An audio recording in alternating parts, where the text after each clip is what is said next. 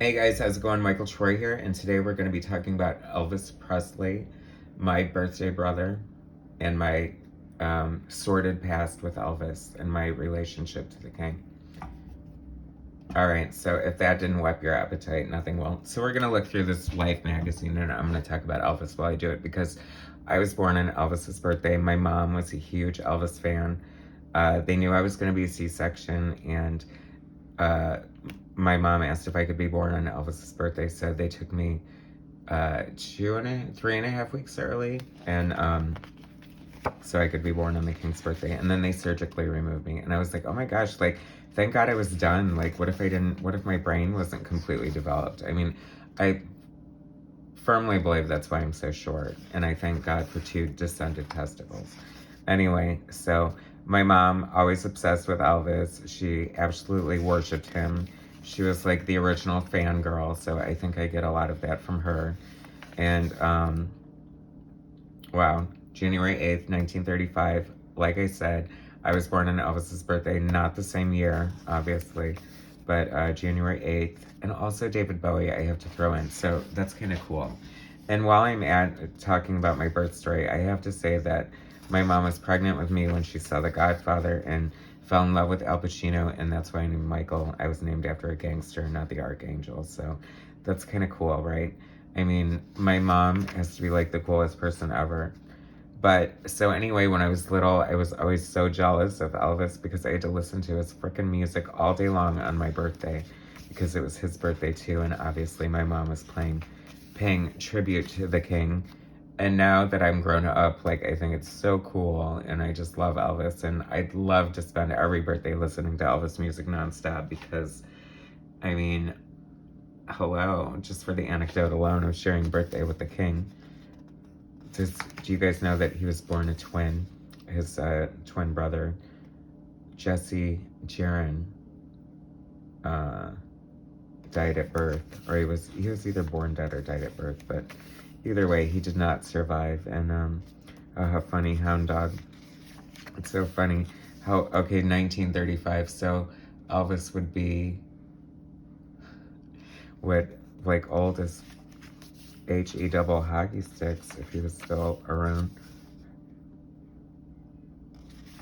And Elvis was also born a blonde, and I'm born blonde, so I think that's another connection we have, aside from the fact that we have the same birthday. There's so many great, this is like a Life magazine, remembering Elvis, The King Lives On tribute, and there's so many great photos in here. I love, like, the candid shots. You know, boy, he was handsome, wasn't he? And so much talent. Wow, that's I hope that isn't a foreshadowing. Is it with Sophia Loren? How cool is that? Did you guys watch that little documentary on Sophia Loren on Netflix? It's really cool. There's Elvis. I forgot. I wonder how tall he was. I don't know if he's one of the ones. I feel like he was tall, but I don't know for sure. You can't tell in the pictures. And all of your best celebrities are super tiny. Trust me, I live in LA. Every time you meet a celebrity, they're like 2 inches tall. I remember I'm sure my mom had all of these, but this stands out in my memory. This cover here with Elvis as a child. He was so poor, and like, what a success story. Too bad he was consumed by his demons. But, you know, I can imagine being Elvis would not be an easy situation. So many great photos. I wish my mom were still here. I lost her a couple years ago, and I wish she was here to give this magazine to her, but I would like to hope and think that as I pause on this picture of Elvis and his tighty whities, forgive me for being lecherous. Anyway, but va va va boom. Anyway, I would like to think that, you know, they're in heaven together, and if heaven's eternal, then she would have that opportunity to meet him at some point. Because, I mean, he's been there for a while, and what else does he have to do? Unless he's still alive, of course, which he may very well be.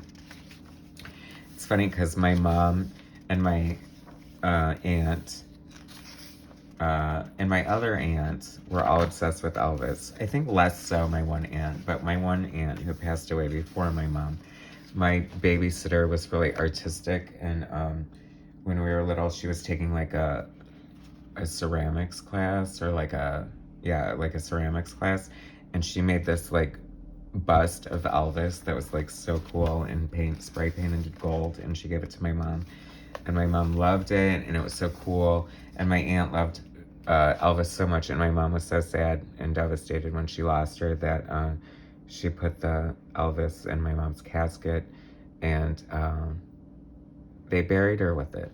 So I know that's a little morbid, but it's still like a great story. Speaking of Elvis connections, so Madonna, my Elvis, if my mom was obsessed with Elvis, then it would have been Madonna for me. She's kind of lost it in the past few years, but anyway, sorry, Madge, I still love you. But anyway, so Madonna was born on he died on her birthday. So I was born on his birthday, and he died on her birthday. I was born on his birthday, January 8th, and he died on the day of her birthday, which was August 16th. Once again, not the same year. This was great. The Elvis, return concert with the black leather outfit. I mean, that's so iconic. That's so great, Elvis. I feel like that's all my Elvis stories. Oh no, actually, how could I have forgot the most important one of all? I remember the day he died, me and my brother and sister were watching cartoons, and my mom was doing laundry. She was a housewife at the time. And the phone rang, and it was my grandmother, and she lived in Las Vegas, and she never called unless it was important, because it was like back in the day when long distance costed money, and like everyone was like hyper uptight about making long distance calls. It was so weird. I wonder what that was all about. Anyway, so she told my mom that, to turn on the news, and that Elvis had passed away, and my mom was completely hysterical, and I really felt bad for her, and we kind of didn't know what was going on because we were so young, and but I did feel bad. My mom was like really, really upset, and it makes me think of all the icons that we've lost in my lifetime, like icons from my generation, like Whitney Houston and Prince and Michael Jackson. Or do you guys remember when the Elvis stamp came out? That was so cool. My mom had some. I wish I still had them.